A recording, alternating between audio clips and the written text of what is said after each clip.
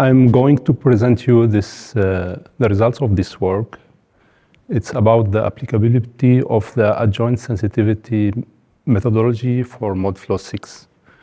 This work has been done with the collaboration of my colleagues at INTERA, Catherine Markovich for testing, Jeremy White for helping with the development, and of course Marsh for his advices and his help in funding the project. Thank you.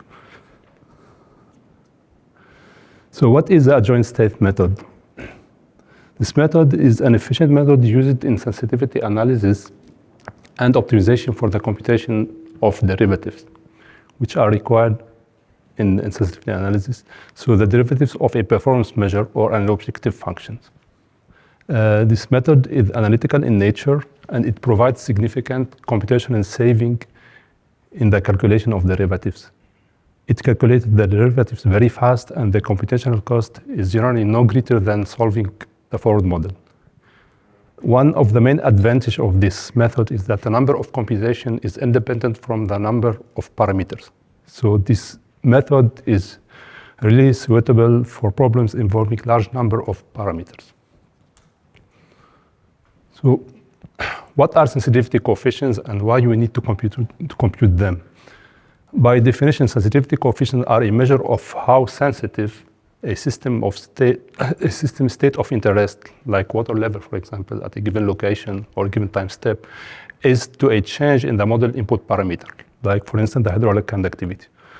So mathematically speaking, it's just a derivative of an objective function with respect to the parameter. These numerical quantities are required in numerical groundwater modeling, but also in optimization algorithm. For instance, in numerical groundwater modeling, we are interested in investigating the effect of the change in hydraulic conductivity on the water level at a given location.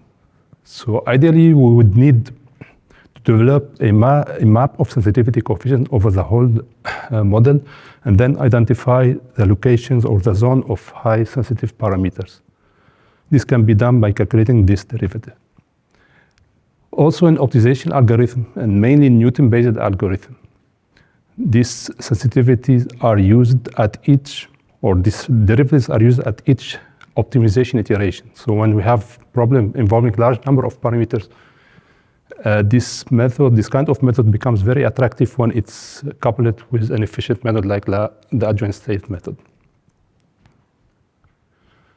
In this slide, I will briefly compare the frequently used perturbation method with the adjoint state method. In the perturbation method usually consists in perturbating one parameter by a small amount, one at a time, and then run the model for the perturbated parameter, and then sensitivity coefficient is obtained by finite difference. So if we have n parameters, we have to run the model n plus 1 time. So when n becomes very large, this method becomes very expensive. In contrast, the adjoint state method requires only one extra system to be solved. So if this is my forward model, the adjoint state method, it's only required this system to be solved. If we look at this system, it has a matrix equal to the transpose of the matrix of the forward model. And the right-hand side depends on the performance measure. One important point here is that even when the forward model is nonlinear, so if A here, the matrix A depends on the head, for instance, we have to linearize the problem, and then we have an iterative procedure here, but the adjoint system is always linear, even when the forward model is nonlinear. So the resolution of the system takes at most the same computation time of the forward model, but it generally takes less time to solve. So when we solve this system, we can calculate the sensitivity coefficients based on the solution of the adjoint system. If we look at this system, it requires the matrix or its transpose of the forward model, but also it requires another information like the head, the water level, or other information. So usually what we do, for example, in ModFlow, The standard way to do it is that to implement the adjoint state inside the source code. So we have to look at each iteration, at each loop, and then at each time step, and each convergent iteration, and then we have to store this matrix somewhere with other information, and then to use this at the end to solve this problem. This way, it's very complicated and requires well knowledge of the source code. There is another way to do it thanks to the API.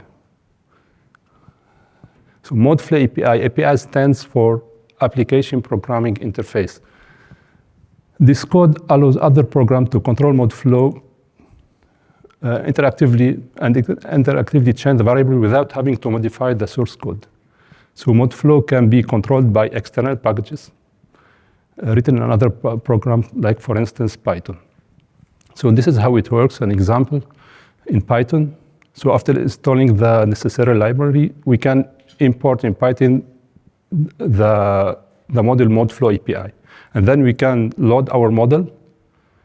And when we load our model, we can have access to all information we need. This is, for example, this line of code allows us to have access to the matrix, the conductance matrix, or the Jacobian matrix of the forward model.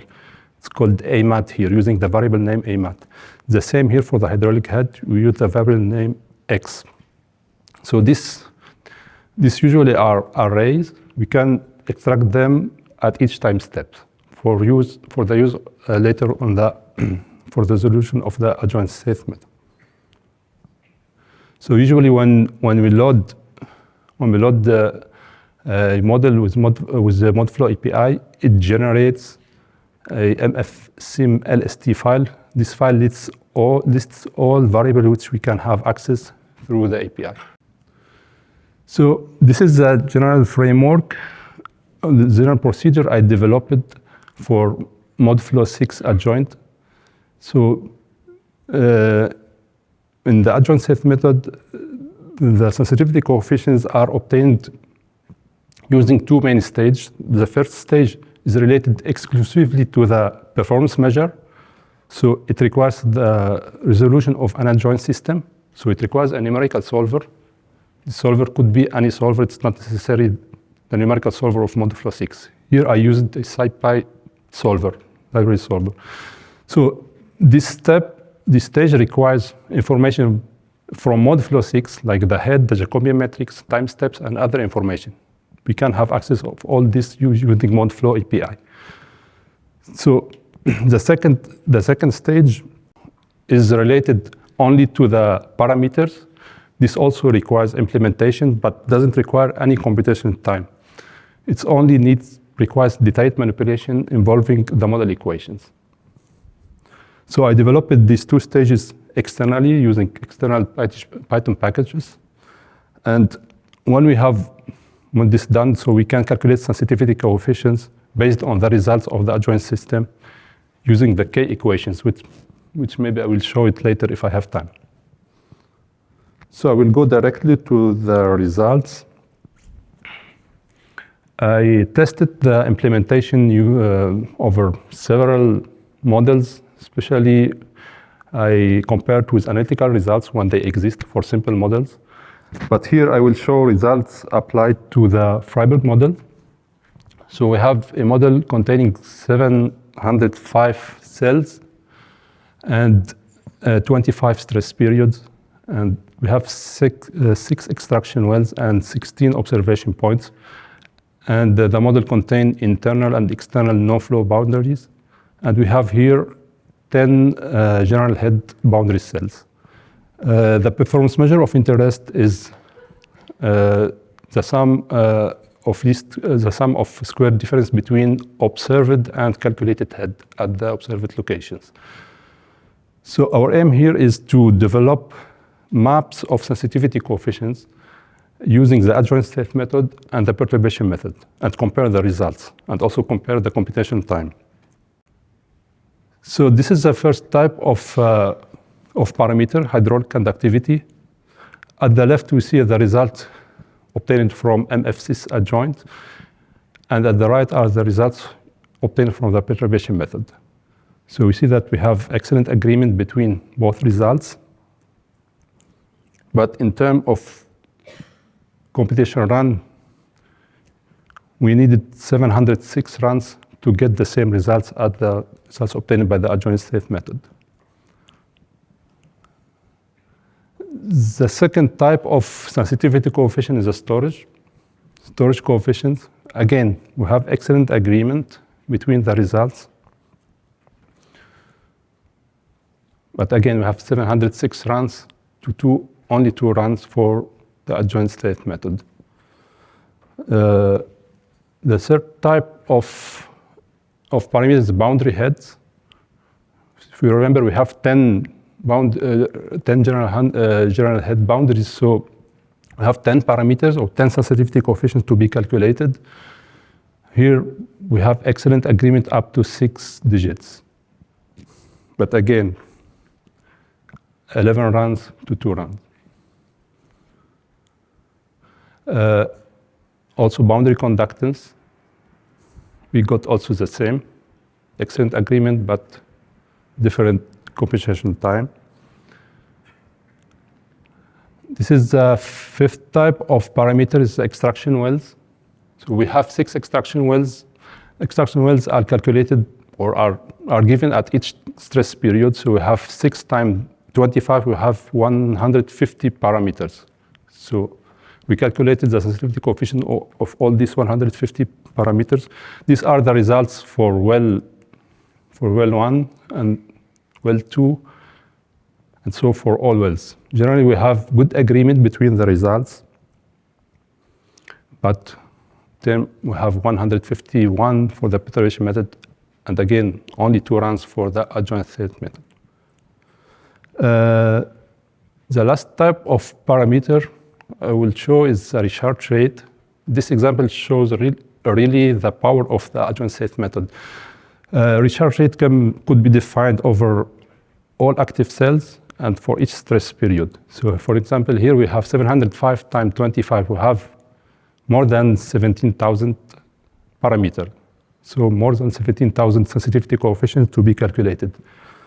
So these are the results from the perturbation. We observe here some oscillation.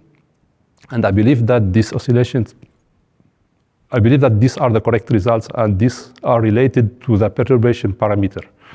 So I used here 1% of the initial value, so the perturbation parameter. So I got these results, and yeah, this is because the perturbation remains an approximation. It's not an exact method. And I will show what I found in the PEST documentation. Experience has shown that the most common cause of PEST failure to find the global minimum of the objective function in parameter space is the presence of round-off errors occurred in the calculation of the derivatives. This kind of errors cannot be obtained with the adjoint state method because by nature this method is exact. So these are the results for the first stress period. So I calculated the sensitivity coefficient for all stress period, and we can see that generally we have good agreement for all time steps. We have some discrepancy here at some locations, but in general we have good agreement between the results. So in terms of computational cost, so this is the last stress period. In terms of computational cost, we have more than 17,000 runs to only 2 runs with the adjoint state method. And just I will show the computation time.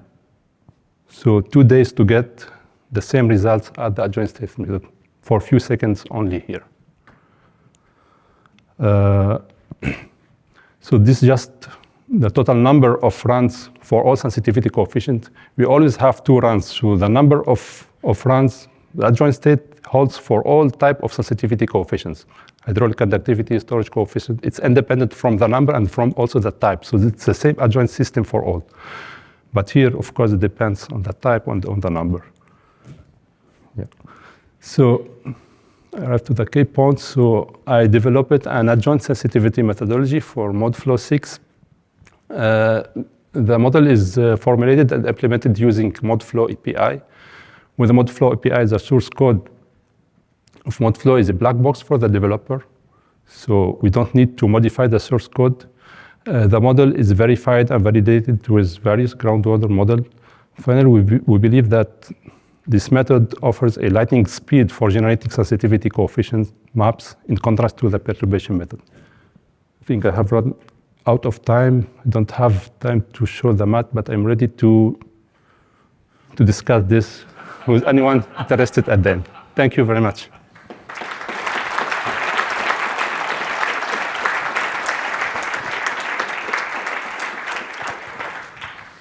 Hey, great work, Mohamed. I have two questions. First one is, for inversing the matrix for the joint method, how long added to inversing the matrix? This is I don't care about it. This is just I use a numerical solver.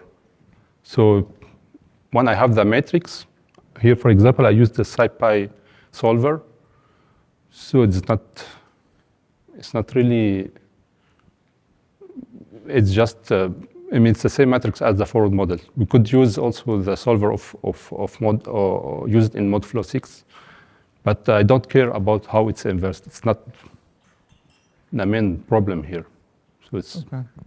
So if it works for ModFlow 6, then it will work for the adjoints because it's practically the same matrix. The follow-up question is, what's the advantages or disadvantages compared to? Sorry? What's the advantages or disadvantages compared to like Sobel method for the joint? Comparing joint method. It's not the same thing. Here we calculate sensitivity coefficients. Sobel method is another method. It's a global sensitivity analysis method. You could compare this with the perturbation method or with sensitivity equation method, but Sobel method, it's really a global sensitivity analysis method which requires Monte Carlo simulations. But we could use this, of course, for doing Monte Carlo simulations. Right. But then for each set of Monte Carlo simulation, we have to run an adjoint system. Thanks, Mohamed. This is really interesting stuff. Can you, or do you see a way of using it for flux observations, or are you purely stuck with head observations at this current time with the adjoint? You mean the performance measure or the sensitivity parameter? To get sensitivities of observations of flow versus the current observations of just purely head. The current, this is one of the drawbacks of the adjoint method, that we need to develop everything we need. So if we need to change the performance measure, then we need to develop it. Yep. So the actual development works for sum of least square difference and also for head at different locations. And in future works, maybe we'll do it for fluxes come up with a combination of head. The other question I had, have you looked at your sensitivity to grid refinement and the adjoint method? Just curious if you've seen, do you need a finer mesh and a finer resolution to solve an adjoint method than you do just to get a stable forward solution? I didn't look at it, but there is some studies about that.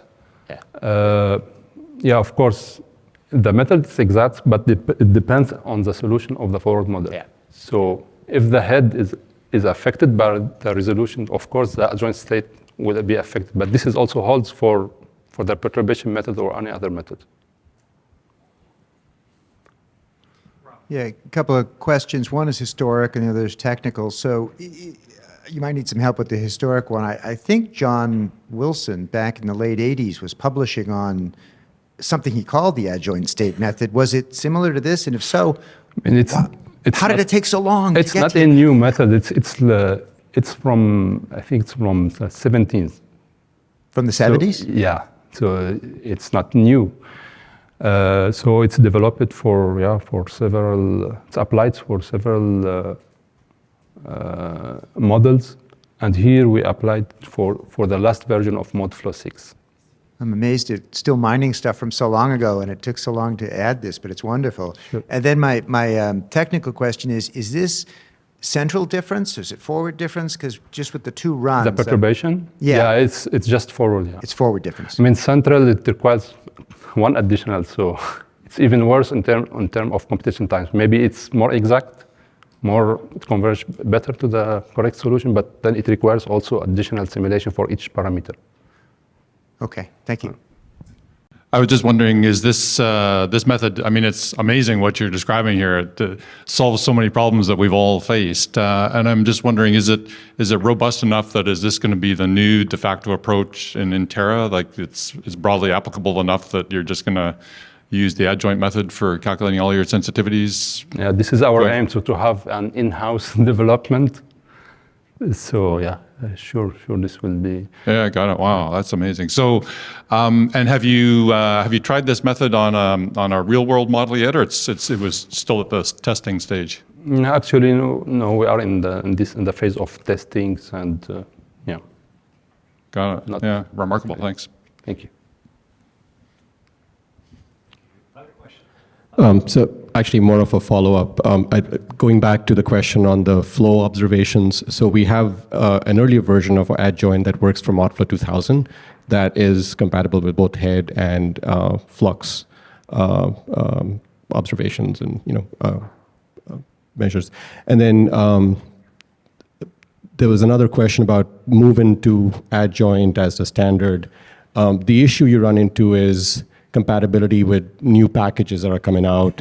So this is, the work that Mohamed presented works for recharge, pumping, so as additional, for example, we've been talking about developing it for the SFR2 package.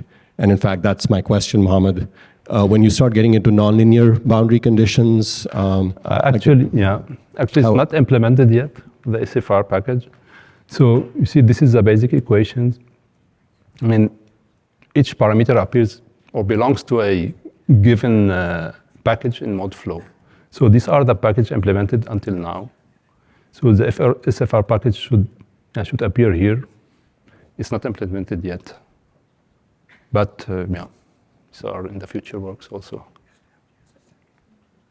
Does this method measure the sensitivity at the calibrated values of your parameters, or it searches the entire parameter space? It depends, of course, of the current value of the parameter. This means when we solve the forward model, we already defined the values of the parameters. So, for example, in optimization algorithm, when we start with an initial set of parameters, we need to calculate the gradient. Then the gradient is calculated for the current set of parameters, for all parameters. Now, if we update our optimization, if we update our parameter, then we have to recalculate the gradient with the new set of parameters. Thank you. Probably have to leave it there. We're running short on time. Thank you. Mohamed, thank you so much. That was a great job.